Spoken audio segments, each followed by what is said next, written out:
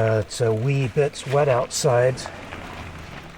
I think I should probably just stay in for the rest of the day. Okay, I'm just about soaked through here. I was feeling a little bit cooped up, just sitting here in the van trying to hide out from the wind and the rain. And I thought, this is silly, just go for a walk. I've got a rain jacket, so that's what I did. I walked down the block, about 8 blocks away from where I'm parked right now is a very well-known local roaster and coffee shop. So I thought this was the perfect opportunity to stretch my legs and try out a new coffee shop. Unfortunately, got over there and walked in the place and it didn't seem like there was anybody working in there. Although after a couple of minutes I could faintly hear the sound of somebody maybe washing dishes in back. It sounded like one of those sprayers. If you've ever worked in a restaurant, you know those overhead sprayers that they have, the hand sprayer. That's a very distinct sound. I could hear that from the back somewhere, but never saw anybody. I was only in there for maybe about 3 minutes. I just decided that maybe they were short-staffed, and I thought, I don't want to be a patron of a place that keeps their business short-staffed, so I left. I don't know if that was the right thing or the wrong thing to do, but that's what I did. So then I walked another 8 blocks back to the van in the wind and the rain. So I guess what that means is I need to make my own coffee right now. Okay, well, I'll get some coffee going here, and then I could probably work on a project today. That would be a good thing to do. Boy, this is a noisy spot, isn't it? I don't know if you can hear all the traffic going by. It's noisy because of the wind, and it's noisy because of the traffic. I'm apparently on a really busy street. That's what I get for being in a somewhat big city, though, isn't it?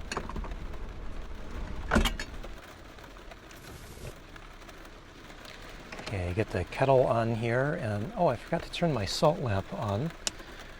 There we go, that's better. It seems like a silly little thing, but I've been running that salt lamp a lot since I did a little work on it. I took out the LED bulb that it had and replaced it with an incandescent bulb, and it's just a 4-watt bulb. But I like it a whole lot better. So since I've done that little upgrade, what I think is an upgrade, I've been using that thing all the time. It's just been fantastic. I'm just using it now for mood lighting. Don't really need to have it on, but I just like the look of it. So why not? So while that little coffee shop around the corner didn't work out, I did get some good local coffee from one of the grocery stores in town here. This is a brand that I am familiar with. I've bought before, Black Oak Coffee. This one is from Honduras, and it looks really good. It has all the right things that are written about it, but it's not been my favorite. It's good coffee, and the price of it wasn't bad. I think it was about $10 for the bag. So, you know, that's a really good price for ultra premium coffee, which this is.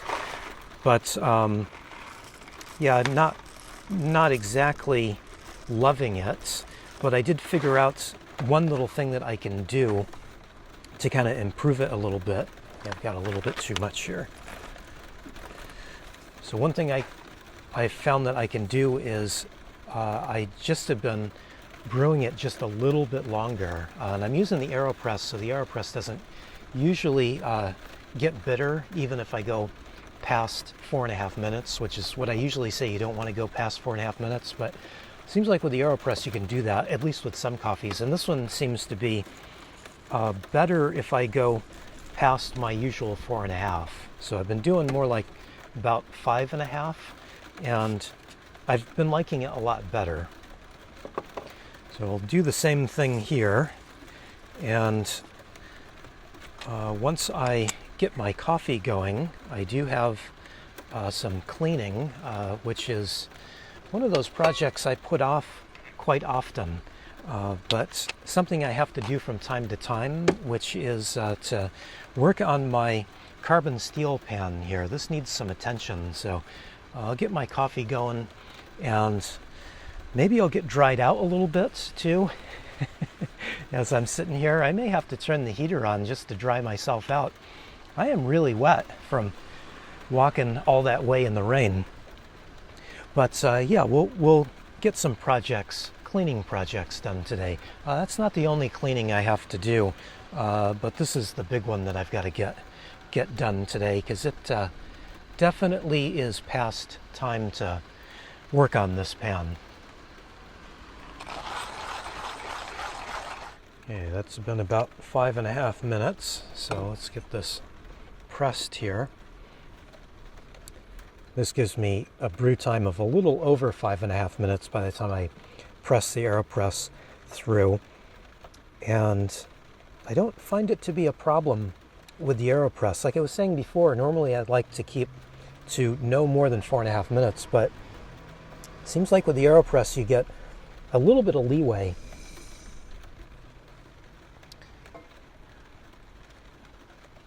All right.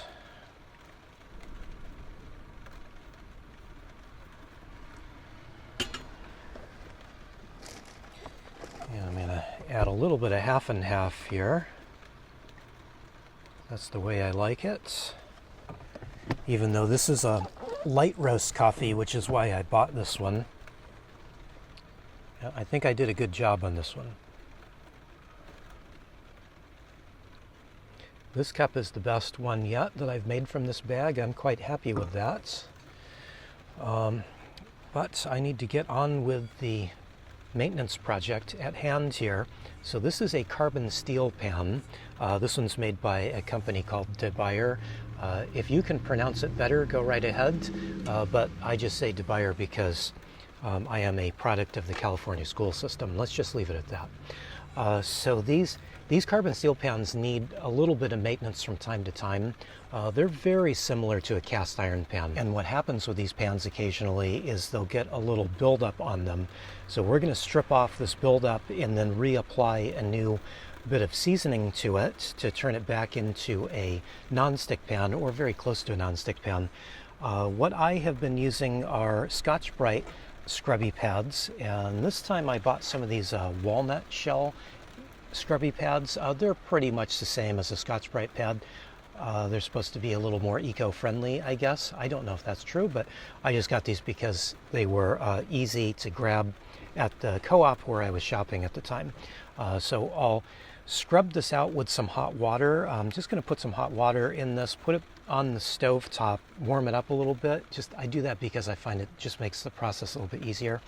And then just scrub it out with the scrubby.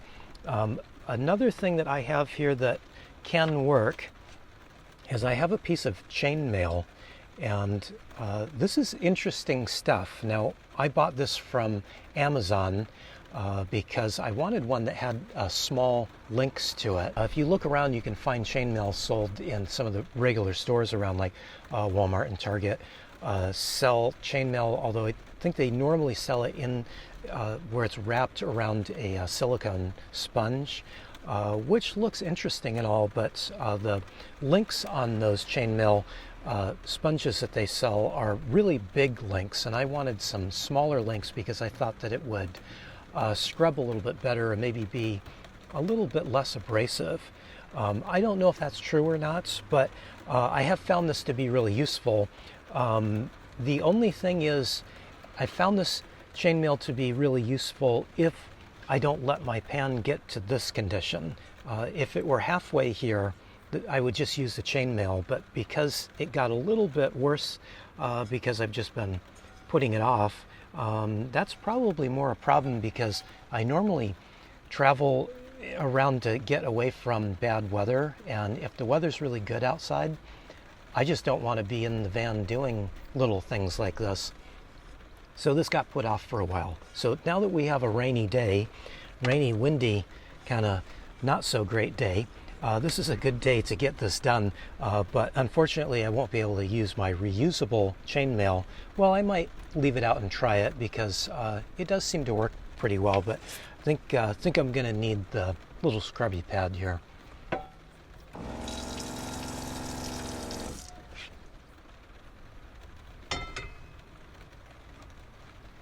Don't tell anybody that I'm doing this, but I'm going to add a little bit of Dr. Bronner's here to my warm water. Don't need a whole lot because Dr. Bronner's is super concentrated. And people will tell you not to do that, but it doesn't really make any difference at this moment because we're going to strip this old seasoning off, or at least the top layer of it off, and apply some new on top. So it's okay to kind of get aggressive with this. After all, the scrubby pad is really going to dig into quite a bit of this bad seasoning that's on top. But don't let anybody tell you that you can never use soap on your cast iron or carbon steel pans. It's necessary once in a while to do that.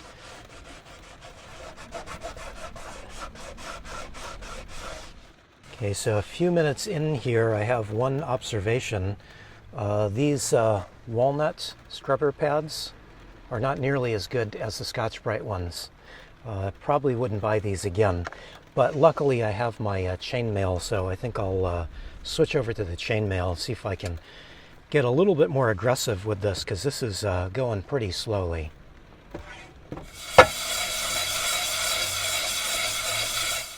Okay, that took a while, but I've got it to a point where I'm happy with it. I got partway through and remembered that I had some coarse sea salt, so I added some of that in it. Made it much easier with these kind of flimsy scrubby pads. These worked a whole lot better with the salt. So I just went back and forth with my chainmail and this with the salt, and got it pretty good. I'm really only concerned about the cooking surface, so that's kind of what I always pay attention to the most. I should probably one of these days work on the edges of the pan, but I don't think it's really that necessary, so I just kind of gave the whole thing a little scrub out, but mostly I'm just trying to get the cooking surface cleaned back up so that I can get a nice new layer of seasoning on it. So I'll do that right now, but I kind of feel like I deserve another cup of coffee and maybe a cookie or two. And yes, oh yes, I have cookies. I've got some Trader Joe's cookies. I was complaining about Trader Joe's just recently here, and then I went in there the other day just because they were the local store. I figured, why drive across town to another store if Trader Joe's is right there? So I went in there, and I was really happy to get my favorite cookies, except now I'm a little bit upset with Trader Joe's, and now I'm going to complain a little bit again. They are stale. I'm eating them. They're edible and everything, but they're not soft and chewy like they're supposed to be. So I'm not so happy with Trader Joe's. And yes, I know I can take them back, but I'm now across town, and I'm just not going to drive way across town to exchange these for a new batch. Even if, I didn't even know if they're going to have a new batch, so no real need for me to waste gas to drive across town. So I'm just enjoying them. They're actually perfectly good and edible. And if you didn't know that these were supposed to be chewy, you probably wouldn't know any difference with these. So I'm just going to enjoy them anyway. And you might be able to tell I'm almost finished with the bag because I did buy these yesterday, so I've been kind of whittling away at them. Okay, I didn't make any more coffee because I want to just kind of get on with this and get this finished. I'm going to put some oil on the pan here and start to season it.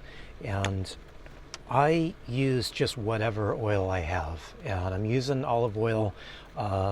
This is one of those things where people get really particular and they tell you that olive oils can't be used and shouldn't be used. And I have tried all different kinds of oil, and I've just not found a difference between any of it. I think it all works just perfectly fine. The one thing that you do need to do, though, is you've got to make sure you put just the finest layer of oil on. See that? It doesn't even look like there's a layer of oil on there. That's exactly what you want. So I'm going to turn the heat on now and just warm up the pan.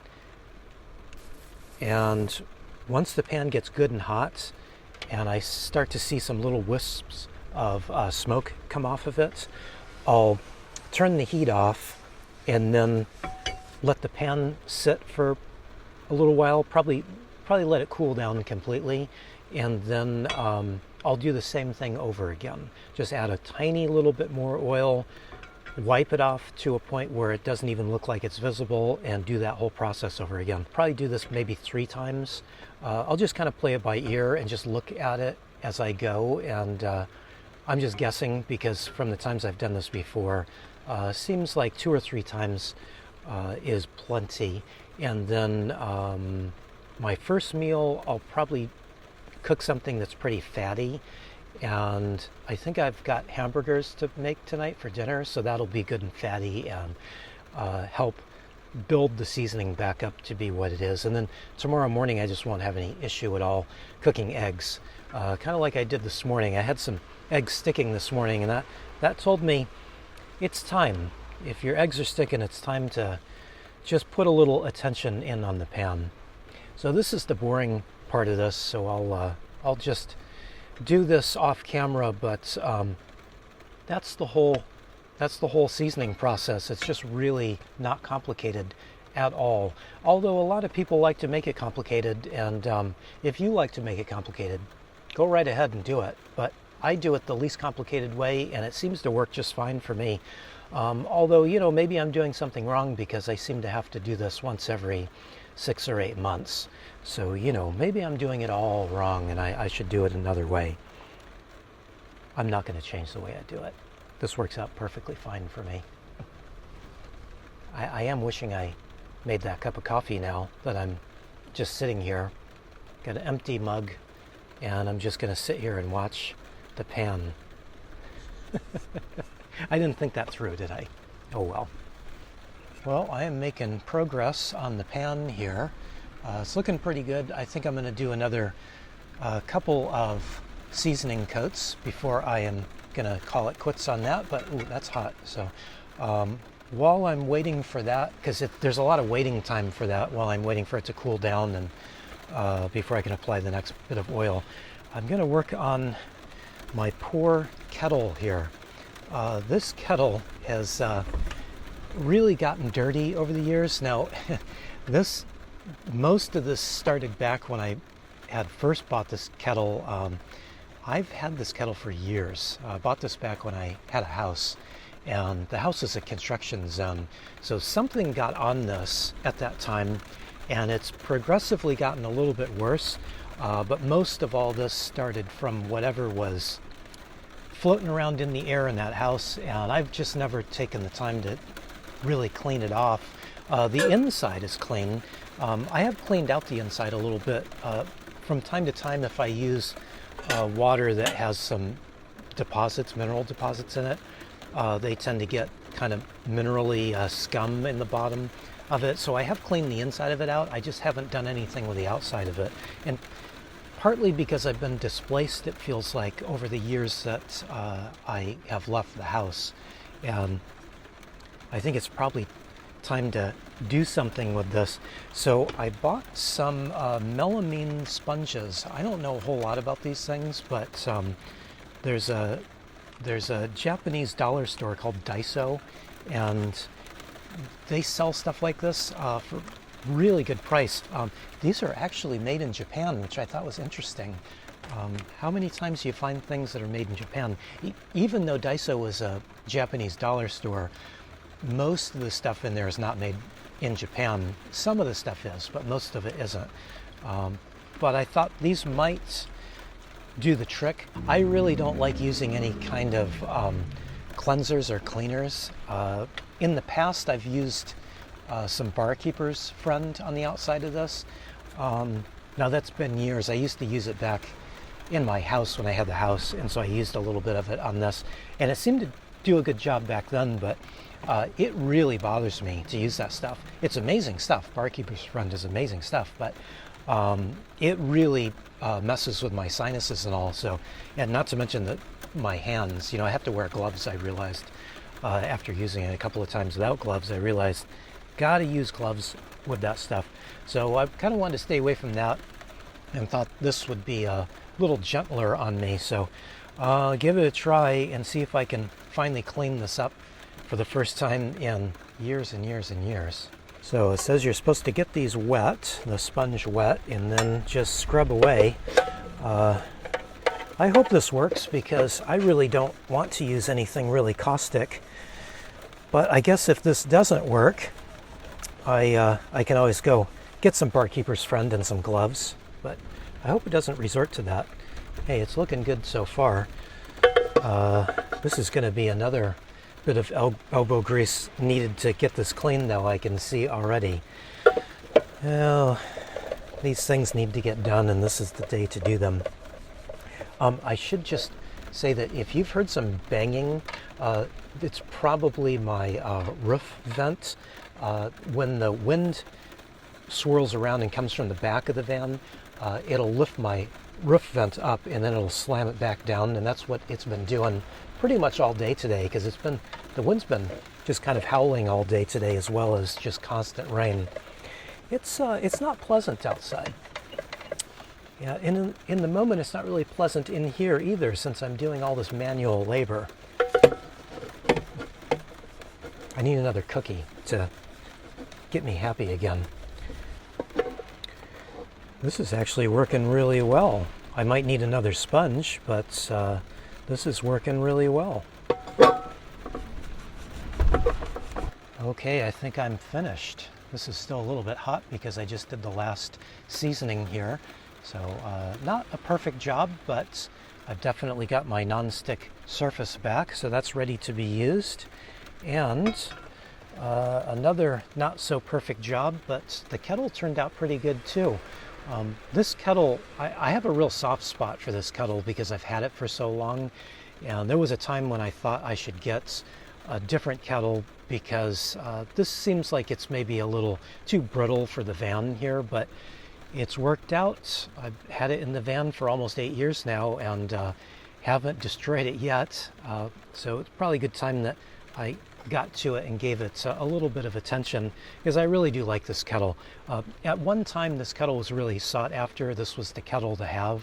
It's made by a company called Hario, and Hario is known for making coffee supplies, really good quality coffee supplies. This was actually made in Japan, and it took me a long time to be able to afford to buy this back when I bought it years ago, and so that's part of the reason why I have had such a soft spot for it. But it's such a great kettle. It just looks so good, and it's actually made to go with matched sets of their pour-over brewer here, which I have, which I hardly ever use the pour-over brewer anymore, but I use the kettle several times a day. It's just been fantastic. Nowadays there are kettles that are more sought after than this one, but I still really like it. Every time I look at it, I just think, that is just a little piece of art. So I'm glad I kept it all these years, and I should probably just give it a little more attention from time to time. But it's done now. So as I am finishing up here, the weather outside is getting a little bit worse. The rain is picking up, the wind is picking up. The cars seems like they are thinning out a little bit, so at least that's one good thing that's happening outside. But you know, these rainy days, it's a good thing that we have them, or otherwise I'd probably never get stuff like this done. I'd just be out walking around all day and putting this stuff off for another day. So good thing for a rainy day today. And I guess that's about it for me. Thanks for watching, everybody. I really appreciate it.